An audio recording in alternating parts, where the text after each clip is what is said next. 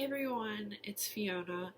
In this vlog, I'm going to be talking about the program I've chosen to volunteer at, why I chose this place, how it relates to our reading in a sense of privilege and giving back to the community, as well as how my experience relates to our larger discussion and readings on degrowth and sustainability. So for my service learning, I chose to help at a program called Backpack Beginnings. This organization delivers child-centric services to feed, comfort, and clothe children in need. They serve almost 9,000 children annually to help produce a community of healthy and well-nourished children. They're about a 95% volunteer organization who specifically helps children experiencing hunger and trauma in the Guilford County. So they operate two backpack programs, the first one being the food backpack program and the second one being the comfort backpack program. In addition to this, they also have 36 food pantries and a free clothing pantry. So as a volunteer, I go to the warehouse where they make the backpacks and sort through donations. I do not directly interact with the children, but I help prepare the material that will be distributed to them. I go and I help them with whatever needs to be done, such as sorting through donations, checking the dates on foods, assembling backpacks, and organizing the pantry, just to name a few things. So I chose this organization because my family has been active with it in the past, and since I've started college, I've gotten busier and busier, especially in the past year due to me approaching graduation. Because of this, I didn't have time to continue my involvement with the organization, but this class has given me the opportunity to start volunteering again with Backpack Beginnings. I enjoyed it in the past and I enjoy it now because when you step into that warehouse, you are immediately put to work and you do not stop until your allotted time is up. It really makes me feel useful, like there is constantly something to do, and it's all important to the running of the organization. So while I'm not directly interacting with the children, I constantly feel like I'm doing something for the greater good. Every time I, pick up a food product, knowing that it will go to hungry children and help feed them, it makes me feel good and helpful towards the community.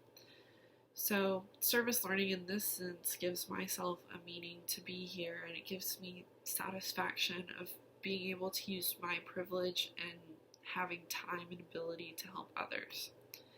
In relation to the reading, I found myself reflecting on how I hold the agent status, which is discussed in the chapter titled Creating Cultural Connections. I feel this way because in comparison to the 9,000 children that we aid, I have the ability to choose greener and healthier options when it comes to food, and we've been talking in class about how we can help the planet by being conscious of what we consume, such as where it comes from or what it contains, but for so many people there isn't that option to choose. A lot of these foods that the children are given are packed in plastic or aluminum containers because that's what we are allowed to give them due to health code laws. And also that's what's available to us as a 95% non-profit organization, and that's the type of stuff that comes in as donations. These children can't go to the farmer's market to pick out fresh produce due to things such as no means of transportation and or lack of money, in addition to probably many other things. So while the program does offer some fresh food in the pantry through a partnership with local farmers, it's only enough to support a small amount of the children that we help every day. And in a lot of cases, we're not able to give out non-packaged food because of health code violations. With all that being said, I think that it's important to note that not only is having food a privilege, but even more so having healthy and fresh food is even more of a freedom that so many people don't have. I think that this also connects to one of my other concerns that I have thought of while volunteering here, which is sustainability and how it plays a role in these charity programs. So I've been thinking about ways in which the program could be more environmentally friendly in coordination with our readings on degrowth and sustainability. And what we read in the chapter titled Learning by Doing Across Disciplines, I'm concerned with sustainability in this aspect of the program due to the use of processed food in plastic and aluminum containers, as well as the plastic bags which are used to pack the supplies which we give out. But since it's an almost non-profit organization, and because there are fairly strict health code laws in place, it's very hard to think of cheap and safe ways to make the organization greener. And because of those aspects, I think it's important to push the public school system to have healthier lunches as well as school gardens, which were discussed in the readings titled Multiculturalism and Sustainability in Education.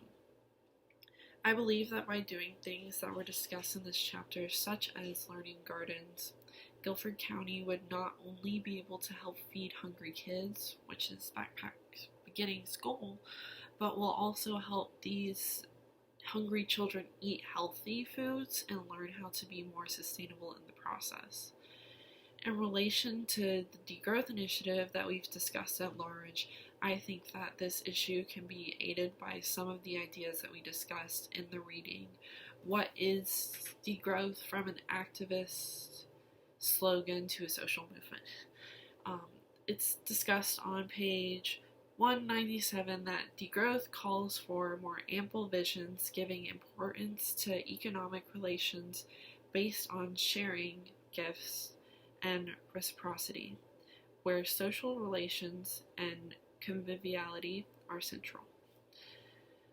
So, I think that this relates to my service learning because this shift in values, which degrowth suggests, should help people such as the children who are suffering and are being aided by Backpack Beginnings.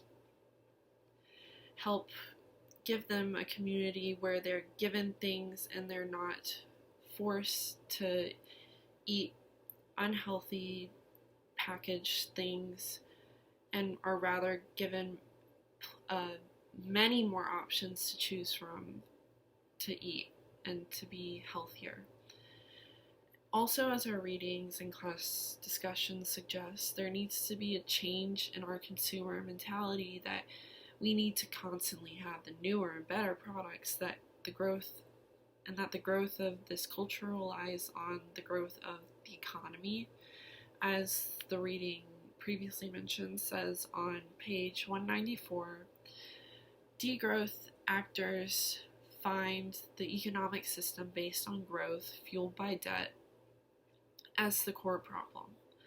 And this means that we should focus less on economic value and more so on our community around us.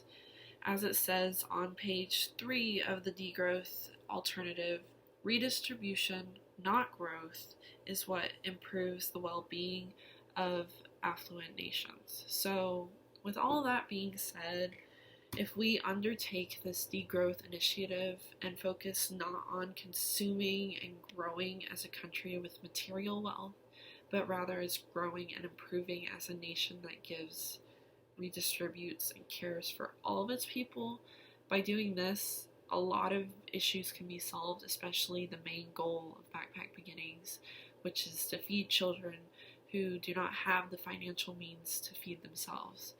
And by focusing on helping those in need rather than concentrating on fulfilling the social expectations which are pushed on us, such as to have new and better things and to gain money, we could help others who are not in the agent status when it comes to the ability to eat enough and eat healthy. And by endorsing and adopting this degrowth mindset, I believe that it could not only help the world, but also help a smaller community in it, which is Guilford County.